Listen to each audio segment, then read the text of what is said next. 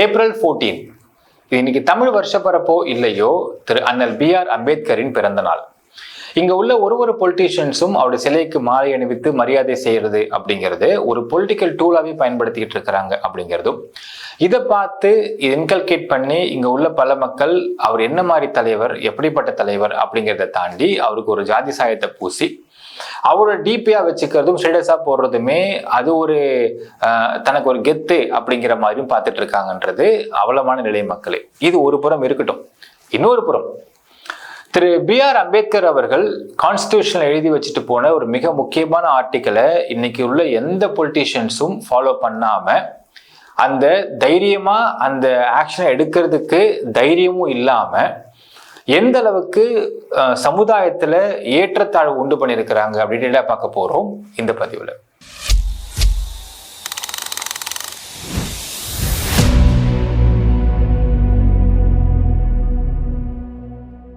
அன்பார்ந்த மக்களுக்கு வணக்கம். நான் உங்கள் கார்த்திக் பிள்ளை and welcome to the K TV.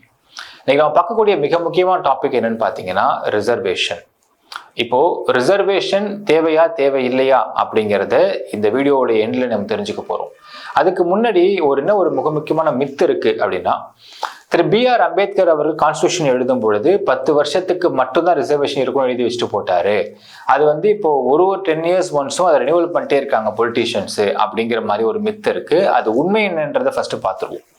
Article 334 என்ன சொல்லுதுன்னா, என்ன எழுதப்பட்டிருந்துச்சு அப்படின்னா, இங்க பிற்படுத்தப்பட்டோரும் ஆட்சி அதிகாரத்திற்கு வர வேண்டும், மக்களுடைய ரெப்ரசன்டேட்டிவா உள்ள வந்து மக்களுடைய குறைகளை இங்க நாடாளுமன்றத்திலையும் சட்டசபையிலையும் பேசி அதுக்கான குறைகளை தீர்க்கிறதுக்கு ஒரு 2 ரெஜிமுக்கு தேவைப்படும் அப்படின்னு 10 வருஷத்துக்கு முன்னாடி 1950 கொண்டு வரப்பட்டது.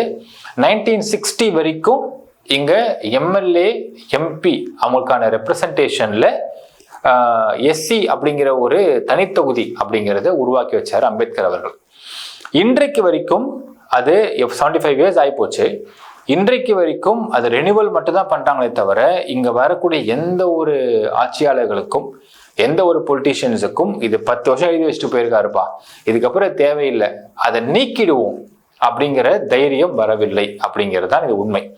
இது ரிசர்வேஷனுக்கு எழுதி வைக்கல, உங்களுக்கு எம்எல்ஏ எம்பி தொகுதி தனித்தொகுதியா பிரிக்கிறது அப்படிங்கிறதுக்கு மட்டும் எழுதி வைக்கப்பட்ட ஒரு சரத்து. இது ஒரு ஆர்டிகல். சரி, ரிசர்வேஷன் ஆர்டிகல்னு பார்த்தீங்கன்னா 16(4) ஆர்டிகல் தான் ரிசர்வேஷனுக்காக எழுதி வச்சப்பட்ட ஆர்டிகல். ஒவ்வொரு ஸ்டேட்டுக்கும் ரிசர்வேஷன் கொடுப்பதற்கு அதிகாரத்தை கொடுக்குறாங்க. சரி, இப்போ இந்த ஆர்டிகல்ல பின்பற்றப்பட்ட இந்த ரிசர்வேஷன் அப்படிங்கிறது இன்னைக்கு எப்படி நின்று இருக்கு அப்படிங்கிறதும் சமுதாயத்துல எவ்வளவு பெரிய ஏற்றத்தாழ்வு ஏற்படுத்தி இருக்கு அப்படிங்கிறதையும் நம்ம பார்த்தே ஆக வேண்டும். மிக முக்கியமான கடைசியா சொல்ற மக்களே, ஒரு முக்கியமான துறை, அந்த துறையில இந்த ரிசர்வேஷன் ஃபாலோ பண்ணப்படுறதுனால எந்த அளவுக்கு ஒரு மனிதனுடைய லைஃப் அண்ட் லிபர்ட்டி இஸ் குவெஸ்சன்ட் அப்படிங்கிறதையும் அவங்க பார்க்க போறோம். ஃபர்ஸ்ட் ஆஃப் ஆல், ரிசர்வேஷன்ஸ் அப்படிங்கிறது இங்க பிறப்பால் எந்த சமூகத்துல பிறக்கிறோமோ அது பிற்படுத்தப்பட்ட சமூகம், அதாவது பேக்வர்ட் கிளாஸஸுக்கு இங்க கல்வியிலையும் வேலை வாய்ப்புலையும் ஒரு சில பர்சன்டேஜ் ஆஃப் இது ரிசர்வேஷன் கொடுக்கணும் அப்படிங்கிறது தான் இங்க ரிசர்வேஷன் ஃபாலோ பண்ணப்படுகின்ற ட்ரெண்டு, கஸ்டம்னு சொல்லலாம். இப்போ இந்த கஸ்டமால என்னென்ன துறைகள் ரிசர்வேஷன் இருக்குன்னு பார்த்தீங்கன்னா, படிப்புல இருக்கு, வேலை வாய்ப்புல இருக்கு. அடுத்தது, இப்போ படிப்பு வேலை வாய்ப்புல மட்டும் இருந்ததை எப்படி கொண்டு வந்தாங்கன்னா ப்ரொமோஷன்ஸ்லையும் கொண்டு வந்தாங்க, காம்படிட்டிவ் எக்ஸாம்ஸ்லையும் கொண்டு வந்தாங்க. இது பரிணாம வளர்ச்சி அடைஞ்சதுன்னே சொல்லணும். அது எப்படி அடைஞ்சதுன்ற ஃபர்ஸ்ட் பார்த்துருவோம். அதாவது ஒரு காலத்துல ரிசர்வேஷன் அப்படிங்கிறது உண்மையாலுமே சோஷியலி பேக்வர்ட் கிளாஸஸ், அவங்களுக்கு பிற்படுத்தப்பட்ட சமூகத்தை மேலே கொண்டு வரணும், அவங்க படிப்பு கொடுக்கணும், வேலை வாய்ப்பு தரணும். அப்படி கொடுத்தா அவங்க ஒரு குடும்பம் முன்னேறும். ஒரு குடும்பத்துல இருந்து ஒருத்தவங்க நல்ல ஒரு கவர்மெண்ட் ஜாப்க்கு போறாங்கன்னா அந்த ஒரு குடும்பம் முன்னேறும் அப்படிங்கிறதுனால நல்லெண்ணத்துல உருவாக்கப்பட்டது ரிசர்வேஷன். அந்த உருவாக்கப்பட்ட விதத்தை இங்க யாருமே குறைய சொல்லலை. ஆனால் அது எந்த அளவுக்கு இன்னைக்கு ஒரு பொலிட்டிக்கலா பார்கெனிங் டூலா மாறி இருக்கு அப்படிங்கிறதும், இந்த சமூகத்தார்களுக்கு அந்த ரிசர்வேஷன் ஆட்சிக்கு வந்தா கொடுத்துருவேன் அப்படின்னு ஓப்பனா அது அவனோட மேனிஃபெஸ்டோல போடுற அளவுக்கு எப்படி அது உருவாகி இருக்கு அப்படின்னு தான் இங்க அவ்வளவு நிலையா பாக்குறோம். யோசிச்சு பாருங்க மக்களே, ஒரு குழந்தை, ஒரே கிளாஸ் படிக்கிற 2 குழந்தைங்க, அதில் ஒரு குழந்தை 90 மார்க் எடுக்குது, இன்னொரு குழந்தை 60 மார்க் எடுக்குது. 90 மார்க் எடுத்த குழந்தை அது வந்து ரிசர்வேஷன்ல வரலன்னு வச்சுக்கோங்க. உதாரணத்துக்கு 60 மார்க் எடுத்த குழந்தைங்க வருது அப்படின்னா, இப்போ 90 மார்க் எடுத்த குழந்தை ஒரு MBBSஓ இன்ஜினியரிங்கோ போய் சேருதுன்னு வச்சுக்கோங்களேன். கிடைக்கல, சேர ட்ரை பண்ணி கிடைக்கல அப்படின்னா, அதே 60 மார்க் எடுத்த குழந்தை போய் சேருது அப்படின்னா 90 மார்க் எடுத்த குழந்தைக்கு என்ன மனநிலைமை இருக்கும்? இது படிப்புல மட்டும் இல்லை, வேலை வாய்ப்புல மட்டும் இல்லை, இது ப்ரொமோஷன்ஸ் வரைக்கும் போய் இன்னைக்கு எந்த அளவுக்கு வந்து நிக்குது அப்படிங்கிறது தான் இங்க கஷ்டமான சூழ்நிலை. அப்போ 90 மார்க் நான் கஷ்டப்பட்டு படிச்சு எடுத்தேன், எனக்கு MBBS சீட் கிடைக்கல. ஆனா 60 மார்க் எடுத்த வேற ஒரு பொண்ணுக்கு எனக்கு கிடைச்சிருச்சு. பிறப்புக்கும் எல்லா உயிருக்கும்னு சொல்றாங்க, பிறப்பா எல்லாருமே சமம்னு சொல்றாங்கன்னா, நான் பிறப்பால நான் வேற கேஸ்ட்ல பிறந்தது என்னுடைய தப்பா? நான் 90 மார்க் எடுத்திருக்கேன்ல, எனக்கு ஏன் கிடைக்காம போயிடுச்சு அப்படிங்கிறது அந்த குழந்தைக்கு இந்த சமுதாயத்து மேலையும் ஆட்சியாளர்கள் மேலையும் எவ்வளவு அதிருப்தி ஏற்படுத்தும். அடுத்தவெல்லாம் என்ன கேட்பாங்கன்னா, சார் இப்போ 90 மார்க் எடுத்த குழந்தைக்கு இருக்கக்கூடிய சோஷியல் சர்க்கம்ஸ்டான்சஸ், அவங்க குடும்பத்தை ஒருத்தவங்க படிச்சிருப்பாங்க, அவங்க நல்ல வசதி வாய்ப்பா இருப்பாங்க. இதே 60 மார்க் எடுத்த குழந்தைக்கு என்ன மாதிரி வசதி வாய்ப்புகள் இருக்கும், என்ன மாதிரி சர்க்கம்ஸ்டான்சஸ் இருக்கும் அப்படிங்கிறதெல்லாம் பேசுவாங்க இல்லைங்களா. இன்றைய சூழ்நிலையில் எல்லார் கையிலும் ஸ்மார்ட் போன்ஸ் ஈஸியா இருக்கு. யாருக்கிட்டையுமே ஸ்மார்ட் போன் கிடையாது. ஒரு ஸ்மார்ட் போனை வாங்கி அஃபோர்ட் பண்ணக்கூடிய குடும்பத்தில் இருக்கக்கூடிய ஒரு பிற்படுத்தப்பட்ட ஒரு பட்டியலை சேர்ந்த ஒரு பெண்ணுன்னு வச்சுக்கோங்களேன், அந்த பெண்ணுக்கு வசதி வாய்ப்புகள் கிடையாதா? அந்த குழந்தைல படிக்க முடியாதா? சூழ்நிலை கிடையாதா? அப்போ அந்த குழந்தைக்கு எதற்கு ரிசர்வேஷன் அப்படிங்கிறது தான் இங்க கேள்வியாக வருகிறது. சரி, இப்போ இன்னொரு விஷயம் பார்த்தீங்கன்னா, இது ஒரு பாயிண்ட்டுக்கு மேல இதை பயன்படுத்திக்க ஆரம்பிக்கிறாங்க பொலிட்டீஷியன்ஸ். இப்போ ஃபர்ஸ்டே சொன்ன பாருங்க, அம்பேத்கர் அவருடைய சிலைக்கு மாலை போட்டு அவருடைய பர்த்டேக்கு வந்து மாலை மரியாதை செஞ்சு அது தன்னுடைய பொலிட்டிக்கல் மைலேஜா யூஸ் பண்ணிக்கக்கூடிய பொலிட்டீஷியன்ஸ்க்கு அவரு சொல்ல ஒரு விஷயத்தை கடைபிடிக்க முடியும் சொன்ன பார்த்தீங்களா, இங்கதான் அது வருது. என்னன்னா, இந்த விஷயத்த அவங்களுடைய பொலிட்டிக்கல் மைலேஜ் யூஸ் பண்ண ஆரம்பிக்கிறாங்க பொலிட்டீஷியன்ஸ். பண்ணி ஒரு பாயிண்ட்டுக்கு மேல ப்ரொமோஷனுக்கும் ரிசர்வேஷன்ஸை ஃபாலோ பண்ணணும் அப்படிங்கிறது கொண்டு வரப்படுது. ஸோ அப்போ என்ன ஆச்சுன்னா 1992 இது மண்டல் கமிஷன் கேஸ்ன்னு சொல்லுவாங்க, ரொம்ப ரொம்ப ஃபேமஸான கேஸ். இந்து Sawhney versus union of India.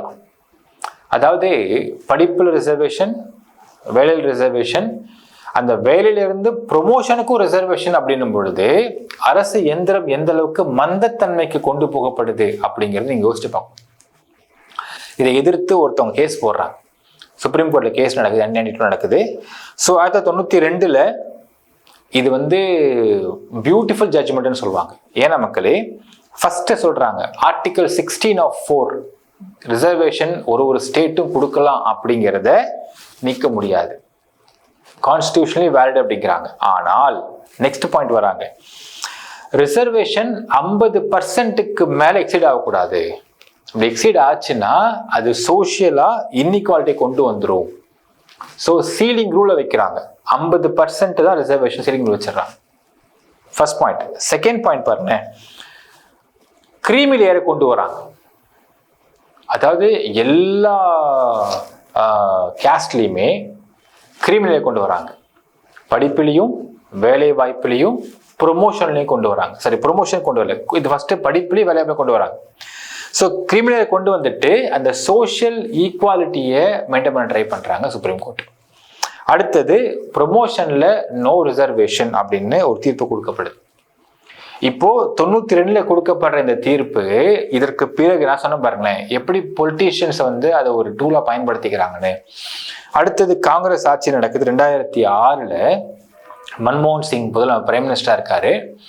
அப்போ பார்லிமெண்ட்ல என்ன சொல்றாங்கன்னா, ப்ரொமோஷன்ஸ்க்கு ரிசர்வேஷன் இருக்கு அப்படின்னு அதை அமெண்ட் பண்ணிட்டாங்க. இப்போ இதை எதிர்த்து ஒருத்தர் கேஸ் போறாரு, என்னன்னா M Nagaraj versus union of India.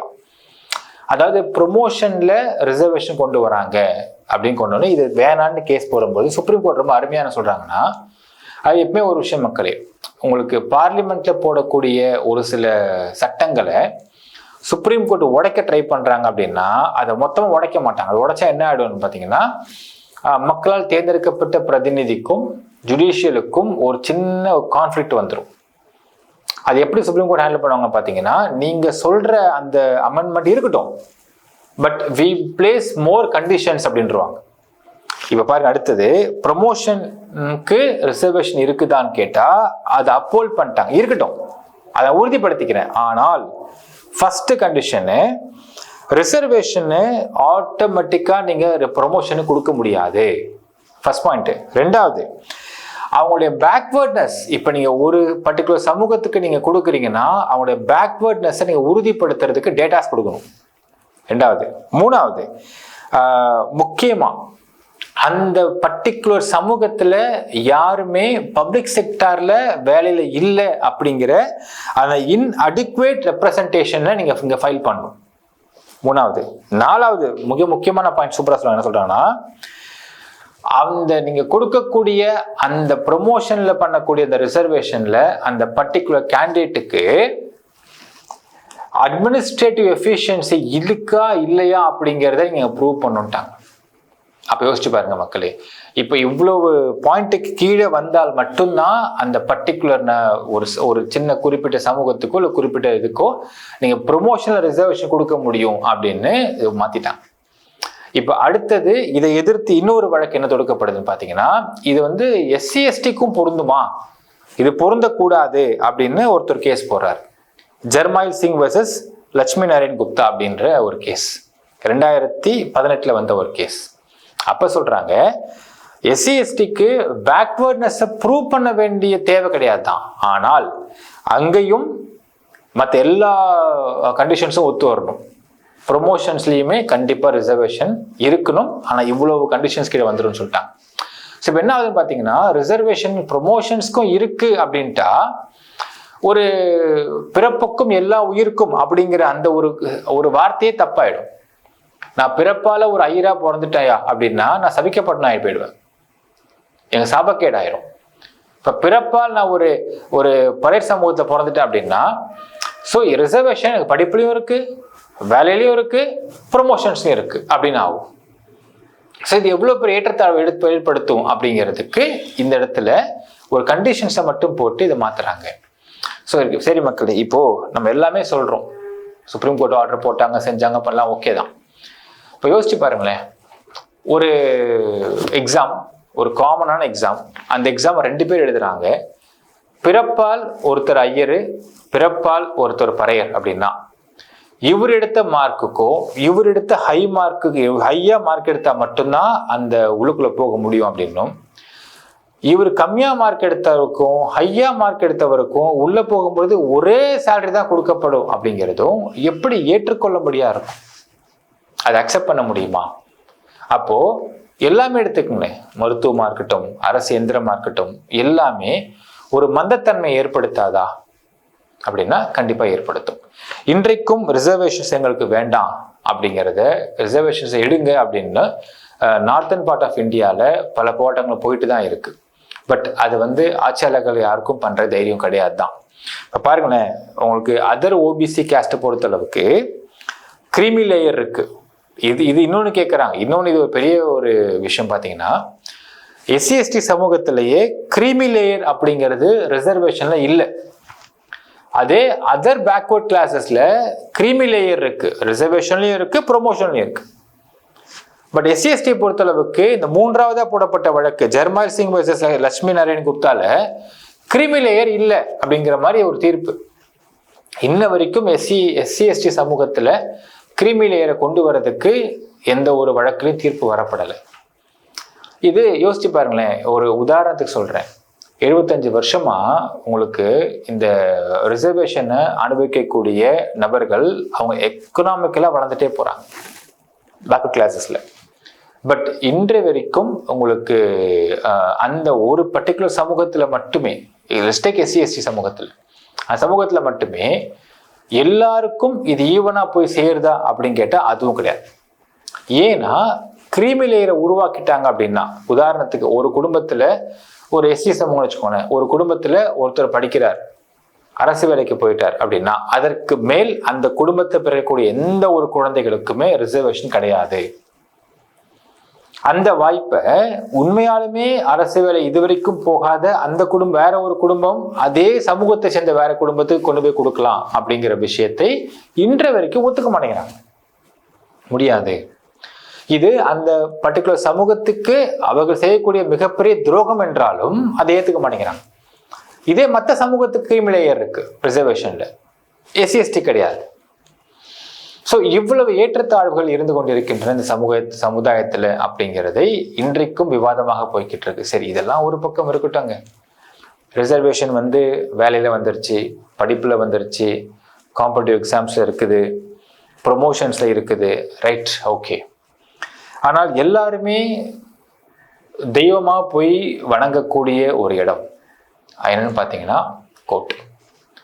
எனக்கு ஒரு நீதி கிடைக்கணுங்க, இந்த நீதிக்காக நான் கோர்ட்டுக்கு போறேன் அப்படின்னு கோர்ட்டுக்கு போகக்கூடிய அந்த கோர்ட்ல நீதி பரிபாலனத்தை நிலைநிறுத்தக்கூடிய ஜட்ஜஸ் எக்ஸாம்ல ரிசர்வேஷன் இருக்கு அப்படிங்கிறதே தான் இங்க பல மக்களால் ஏத்துக்க முடியல.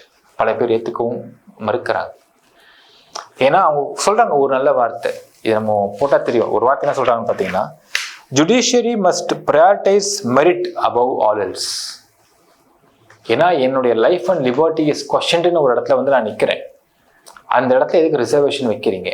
அந்த நீதிபதியை பார்த்து தெய்வம்னு சொல்றாங்க, மை ஆனர் அப்படிங்கிறாங்க, மை லார்ட் அப்படிங்கிறாங்க, கடவுளாக பார்க்கிறாங்க. அப்படி ஒரு வார்த்தை ஒரு நபரோட லைஃப் அண்ட் லிபர்ட்டியை மாற்றவும் செய்யும், அழிக்கவும் செய்யும். அந்த மாதிரியான இடத்துல இருக்கக்கூடிய ஒரு நீதிபதிகள் இடத்துல எதற்காக ரிசர்வேஷன் அப்படின்னு ஒரு கேள்வி வருது. இதுல சில எக்ஸாம்பிள்ஸ் நான் கோட் பண்ண விரும்புகிறேன் மக்களே. அதாவது உங்களுக்கு இது என்ன மாதிரியான ஒரு பழக்கத்தை ஏற்படுத்திடும் அப்படின்னால், மற்ற இடங்கள்லாம் யோசிச்சு பாருங்க. ஒரு கவர்மெண்ட் ஜாப்ல இருக்கிறாங்க, ஒரு ஆடியோ ஆஃபீஸர் இருக்கிறாங்க, ரிசர்வேஷன் சேர்றாங்கன்னா அவங்களுடைய இன்ஃப்ளூயன்ஷியல் பவர்ஸுக்கும் இப்போ போய் ஒரு விஷயம் தேவைப்படுது, யாருங்க அவரு, நம்ம ஜாதிக்காரர் தாங்க, பண்ணி கொடுத்துருங்க சார், சரி ஓகே பண்ணி கொடுத்துறேன். ஒரு சில வேலைகளை முடிப்பதற்கு அங்க அதை பயன்படுத்துறாங்க, ரிசர்வேஷன்னால அந்த கேஸ்ட் பேரை பயன்படுத்துறாங்க அப்படின்னால் அது யாருக்குமே ஒரு பாதிப்பை பெருசா ஏற்படுத்துறது கிடையாது. ஆனால் ஜுடிஷியல் சிஸ்டம்குள்ள இப்படி ஒரு ரிசர்வேஷன் இருக்கிறதுனால அதை இன்ஃப்ளூயன்ஸ் பண்றதுக்கும் அதை ஈஸியா அவங்க அதை பயன்படுத்தி கரப்ட் பண்றதுக்கும் ஒரு ஸ்பேஸ் இருக்குது அப்படிங்கிறது. எல்லாரையுமே கரப்ட்னு சொல்ல மாட்டேன், எல்லாரும் இன்ஃப்ளூயன்ஸ் பண்ணிட முடியும்னு சொல்ல மாட்டேன். ஆனால் அதை பண்ணக்கூடிய அளவுக்கு ஒரு ஸ்பேஸ் இருக்கு அப்படின்னால் அந்த இடத்துல ஒருத்தவங்க life and liberty is questioned அப்படிங்கிறது இங்க மறுக்க முடியாத உண்மை. உதாரணமா சொல்ற மக்களே, ரீசெண்டா நம்ம ஒரு கேஸ் பார்த்திருப்போம், நீதிபதி செம்மல் அப்படிங்கிற ஒருத்தருடைய வழக்கு. ஒரு சின்ன வழக்கு, ஒரு பேக்கரியில் போயிட்டு அந்த பேக்கரி வச்சிருக்கிறவரு வேற சமூகம், தேவர் நினைக்கிறேன், if I am not wrong, தேவர் சமூகம் நினைக்கிறேன். அவங்ககிட்ட ஒரு இது கடை வச்சிருக்கிறாங்க. அங்க ஒரு எஸ்சி சமூகத்தை சேர்ந்த ஒருத்தவங்க போயிட்டு கேக் வாங்குறாங்க. அந்த கேக் நல்லா இல்லை, வாங்கிட்டு போயிட்டாங்க. திருப்பி கேக் நல்லா சண்டை வருது, சண்டை போட்டுக்கிறாங்க, பிரச்சனை ஆகுது. இதுல மாத்தி மாத்தி அடிச்சுக்கிட்டாங்க. இதுதான் கேஸ். அதாவது இவங்க கஸ்டமர் வரக்கூடிய இந்த கஸ்டமர் இந்த சமூகம் அப்படின்னும் நமக்கு அதை பார்த்து கேக் கொடுத்துருக்க மாட்டாங்க. கடை வச்சிருக்க அந்த சமூகம் அப்படின்னும் போய் கேக் வாங்கியிருக்க மாட்டாங்க. இது அப்படிப்பட்ட ஒரு வாய்ப்பு கிடையாது. இந்த ஒரு சூழ்நிலையில பாத்தீங்கன்னா சண்டை வருது. இது எஃப்ஐஆரா ரெண்டு பேரும் மாத்தி மாத்தி கம்ப்ளைண்ட் கொடுத்துக்கிறாங்க. எஃப்ஐஆரா பதிவாகுது. இது செம்மல் அப்படிங்கிறவருடைய பார்வை கொண்டு போகப்பட்டதும் ஏன் எஸ்சி/எஸ்டி வழக்கையில சேர்க்கல அப்படின்னு கேட்கிறார். அதாவது நம்ம இன்னுக்கும் பேசிட்டு இருக்கோம், எஸ்சி/எஸ்டி அப்படிங்கிற ஒரு செக்ஷன், ஒரு சட்டத்தை தப்பாக பயன்படுத்திக்கிட்டு இருக்கிறாங்க இந்தியா முழுக்க அப்படிங்கிற சொல்லுவோம், இன்னும் சொல்றோம். அதாவது உண்மையா பாதிக்கப்படுறவங்களுக்காக நிக்கிறத விட 195% பார்த்தீங்கன்னா பொய்யான ஒரு வழக்கு தான் பதியப்படுகின்ற எஸ்சி/எஸ்டி கேஸை பொறுத்த அளவுக்கு. இப்போ ஏன் எஸ்சி/எஸ்டி கேஸ் நீங்க ஃபைல் பண்ணி விசாரிக்கலன்னு அங்க உள்ள இன்ஸ்பெக்டர் கேட்டு செம்மல் நீதிபதி அவர்கள் சாடுறாரு. இப்போ எஸ்சி/எஸ்டி வழக்கு பதிவு பண்ணிட்டாங்கன்னா அதை டிஎஸ்பி கேர்ல உள்ள போலீஸ் தான் விசாரிக்கணும்னு ரூல் இருக்கு. ஸோ டிஎஸ்பி கேர்ல ஒரு போலீஸ் விசாரிக்கிறார். விசாரிச்சு அதை வழக்கு பதிவு பண்ணவொன்னு அதுக்கான பிரைமா ஃபேசி இல்லை அப்படின்னு அவர் சொல்றாரு. நீ ஃபைல் பண்ணி விசாரின்னு சொல்றாங்க. மறுபடியும் அதை ஃபைல் பண்ணிடுறாங்க. ஃபைல் பண்ணிட்டு விசாரணை பண்ணும்போது அந்த மாதிரி பிரைமா ஃபேசி வரலன்னு சொல்றாங்க. ஸோ இதுல டிஎஸ்பி ஒழுங்கா விசாரிக்கலன்னு சொல்லிட்டு அன்னைக்கு கோர்ட்டுக்கு வந்த டிஎஸ்பியை, கோர்ட்டு மதிச்சு கோர்ட்டுக்கு வந்த டிஎஸ்பியை அங்கேயே ஸ்பாட்ல அரெஸ்ட் பண்ணி தூக்கி ஜெயிலில் போடுறாரு செம்மல் நீதிபதி அவர்கள். இப்போ நம்ம ஒரு விஷயம் பார்க்க வேண்டும். அதாவது இது வந்து நம்ம அந்த ஊடகங்களை பெருசா பேசப்பட்ட ஒரு வழக்கு. இதுல சில வார்த்தைகள் வந்தது. செம்மல் நீதிபதி அவர்களும் ஏன் இதை சொல்றாரு அப்படின்னா, அவர் அந்த சமூகத்தை சார்ந்தவர், அதனால அந்த சமூகத்துக்கு சப்போர்ட் பண்ணி அந்த வழக்கை போட சொல்றாரு, செக்ஷனை போட சொல்றாரு அப்படின்னு பெருசா பேசப்பட்டுச்சு ஊடகங்கள். அப்ப யோசிச்சு பாருங்க மக்களே, ஒரு எஸ்சி/எஸ்டி வழக்கை அதே எஸ்சி/எஸ்டி சமூகத்தை சேர்ந்த ஒரு நீதிபதி விசாரிக்கும் பொழுது எப்படியாக இன்ஃப்ளூயன்ஸ் ஆகிறார்கள். இது ஒரு கேஸ் கிடையாது, நம்ம நிறைய இந்த மாதிரி பார்க்கும்பொழுது அங்கங்க நிறைய விஷயங்கள் வெளியாகுது. எனக்கு தெரிஞ்ச ஒரு நீதிபதி, அவங்க வந்து சமூகத்தை சேர்ந்தவங்க அப்படின்றத கேள்விப்படுறோம். அதாவது எஸ்சி சமூகத்தை சேர்ந்தவங்க தப்பே பண்ணாலும் அந்த தப்பை சுட்டி காமிச்சு சொல்லிட்டோம்னா அவங்க மேல காண்டாயிடுவாங்க.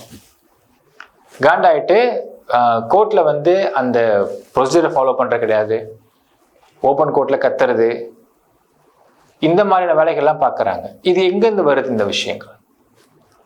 இப்போ இதே விஷயத்த ஒரு ஐயரோ ஒரு தேவர் சமூகமோ இல்ல வேற சமூகத்தை சேர்ந்தவங்க பண்றாங்கன்னா இந்நேரம் இவங்க கொடி பிடிச்சிருப்பாங்க. பாருங்க அவங்க ஜாதி பாசத்துல இந்த மாதிரிலாம் பண்றாங்க, எவ்வளவு தப்பு பாருங்க, கொடி பிடிச்சிருப்பாங்க. ஆனால் அதே இவர்கள் செய்தால் கொடி பிடிக்க முடியாது. இது என்ன மாதிரியான ஆன்டி டிஸ்கிரிமினன்சி, ரிவர்ஸ் டிஸ்கிரிமினன்சின்னு சொல்லலாம். ஸோ நீதி பரிபாலனத்தை காப்பாற்ற வேண்டிய நீதிபதிகளுடைய ரெக்ரூட்மெண்ட்ல எதற்காக இந்த ரிசர்வேஷன் அப்படிங்கிற கேள்வி வருது. நான் எல்லா ஜட்ஜஸ் அப்போ சொல்ல மாட்டேன் மக்களே, ஆனால் சில ஜட்ஜஸ் இருக்கிறாங்க, அவங்க இந்த கேஸ்ட் ரீதியா இன்ஃப்ளூயன்ஸ் பண்றதுக்கு ஈஸியான ஒரு ஒரு ஒரு எஃபிஷியன்சி இருக்கு அந்த இடத்துல அப்படிங்கிறதை நாம் இங்க பார்க்கிறோம். இதனால வந்து யோசிச்சுப்பாங்களேன், அந்த செம்மல் அவர்கள் சொன்ன ஒரு வழக்கு, ஏங்க அவன் சண்டை போட்டான், அவன் தான் திட்டினான், நான் திருப்பி திட்டினேன், அவன் அடிச்சான், நான் திருப்பி அடிச்சேன், அவன் இந்த சமூகம் எனக்கு தெரியுமா, இப்ப திருப்பி அடிக்காம கம்முன்னு வாங்கிட்டு போயிடணுமா? இப்போ ஒரு எஸ்சி சமூகத்தை சேர்ந்த ஒருத்தர் வந்து அடிக்கிறான் அப்படின்னா நான் வாங்கிட்டு கம்முன்னு போயிடணுமா? திருப்பி அடிச்சா உடனே எஸ்சி/எஸ்டி கேஸ் போட்டுருவீங்களா அப்படின்னு ஒருத்தன் லைஃப் அண்ட் லிபர்ட்டிஸ் கொஸ்டின் இல்லையா? அப்போ இந்த மாதிரி நீதிபதிகள்லாம் இருக்கும் பொழுது எப்படி நீதியை காப்பாற்ற முடியும்? இப்போ இதே வழக்கு டிஎஸ்பி எஃப்ஐஆர் போட்டு ரிமாண்ட் பண்ணி சார்ஜ் ஷீட் போறோம்னு வச்சுக்கோங்களேன், அந்த சார்ஜ் ஷீட் போடும்பொழுதே கன்ஃபார்ம் பண்ணிடலாம் அந்த சம்பந்தப்பட்ட அந்த பேக்கரி ஓனர்ஸ்லாம் வந்து கன்விக்ஷன் தான். ஸோ ப்ரீஃபிக்ஸ் ஆகிட்டாங்க இவங்க ஆல்ரெடி, இவங்க தான் செக்ஷனே போட சொல்றாங்க, அப்புறம் என்ன? ஸோ எப்படிப்பட்ட இன்ஃப்ளூயன்ஸ் ஆகப்படுகிறது? அப்போ ஒருத்தனுடைய லைஃப் அண்ட் லிபர்ட்டியை கொஸ்டின் பண்ணக்கூடிய இடத்துல எதற்குங்க ரிசர்வேஷன் வச்சிருக்கிறீங்க அப்படிங்கிறது இங்க ஒரு பெரிய கேள்விக்குறியா இருக்கு மக்களே. இது பிற்காலத்துல இது மாற்றப்படுமா? இது மாறி அட்லீஸ்ட் ஜுடிஷியல் இருக்கக்கூடிய ஜட்ஜஸ் அது மெரிட் பேஸ்ல இருந்து மட்டும்தாங்க எடுப்பேன், நாங்கள் வந்து ரிசர்வேஷன்ஸை ஃபாலோ பண்ண மாட்டோம் அப்படிங்கிற ஒரு நிலைமை ஏற்படுமா அப்படிங்கிறது எங்கேருந்து ஸ்டார்ட் ஆகுது தெரியுங்களா? From the politicians. நான் ஃபர்ஸ்டே சொன்ன பாருங்க, ஒவ்வொரு April 14th அம்பேத்கர்ஸ்ல எங்க இருக்குன்னு தேடி பிடிச்சி பார்த்து போய் மாலை போட்டு போட்டோ எடுத்துட்டு இருக்காங்க பாருங்க பொலிட்டீஷியன்ஸ். அவங்க இந்த போட்டோ எடுக்கிறத மட்டும் நிப்பாட்டிக்காங்கப்பா, அவர் சொன்ன சில விஷயத்தை ஃபாலோ பண்ணுங்க.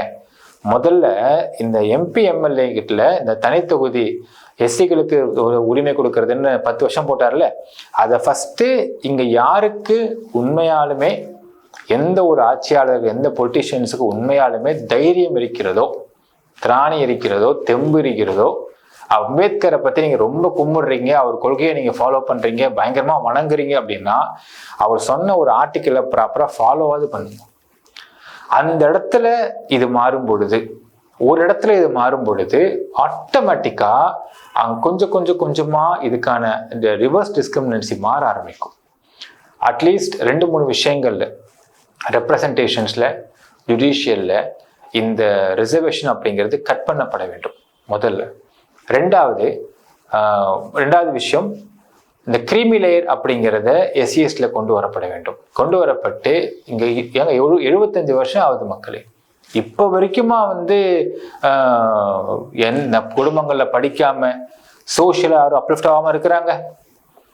ஒருத்தவங்க வீட்டில் ஒரு ஸ்மார்ட் ஃபோன் இருக்குதுனாலே, அந்த ஸ்மார்ட் ஃபோனை ஆப்ரேட் பண்ண தெரியுதுனாலே அப்போ அவங்க வந்து there okay, socially there okay. எதுக்கு ரிசர்வேஷன் அவங்களுக்கு? ஒரு விஷயம் மக்களே, இந்த நம்ம இந்தியாவில் நல்ல சூப்பரான பூமி, சூப்பரான உலகம், இந்தியா சூப்பரான நாடுன்னு சொல்லிட்டு இருக்கோம் இல்லைங்களா?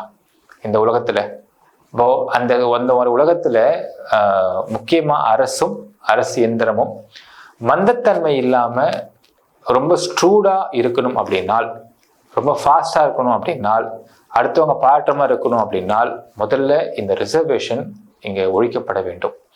ஏன்னால் ரிசர்வேஷனை வச்சு தான் இங்கே எல்லாமே இயங்குது. பொலிட்டிக்கல் பார்கெனிங் இயங்குது, ஏற்றத்தாழ்வு இயங்குது, எல்லாமே இயங்குது.